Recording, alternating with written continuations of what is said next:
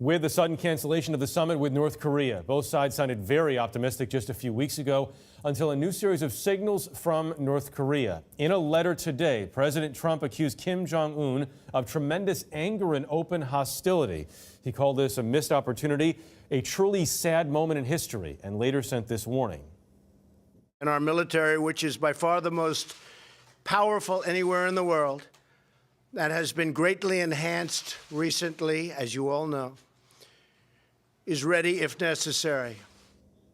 Ben Tracy was the only American broadcast correspondent to witness what the North Koreans claim was the demolition of their main nuclear test site today. He has just returned to Wonsan, North Korea, where the North Koreans have just put out a response to this summit cancellation. Ben. Jeff, good evening. We are getting our first response from the North Koreans, and this came very quickly and perhaps is not quite the response that most Americans would expect. North Korean state media says that North Korea is still willing to resolve issues with the U.S. whenever and wherever. And then North Korea's vice foreign minister went on to say that they hold President Trump in high regard. They compliment him on the efforts he has made to create this historic summit here with North Korea, with Kim Jong-un, saying that he has gone beyond what any other U.S. president has done.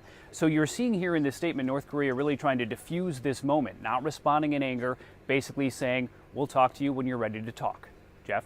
Ben, you just returned from this 12-hour train ride. Talk about what you saw and didn't see there.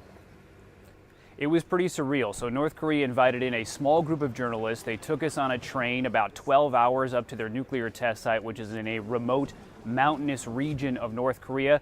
And then they blew the thing up. They basically blew up 3 test tunnels, the 3 remaining test tunnels at the site. They were laced with explosives. They walked us right up to the doors of these tunnels to show us. Then they blew it up. Then they brought us back to those doors and said, double check, see with your own eyes that we have done this. We want to be transparent. Now, the only problem is that the only people there were journalists. We're not experts on what it takes to shut down a nuclear test site. So what we saw with our own eyes is that, yes, they did blow up the entrances to the tunnels. We don't know what else occurred or if that site is really unusable. But North Korea continues to say they are committed to denuclearization. And so far, they're saying the cancellation of this summit with President Trump or postponement of it is not changing their mind.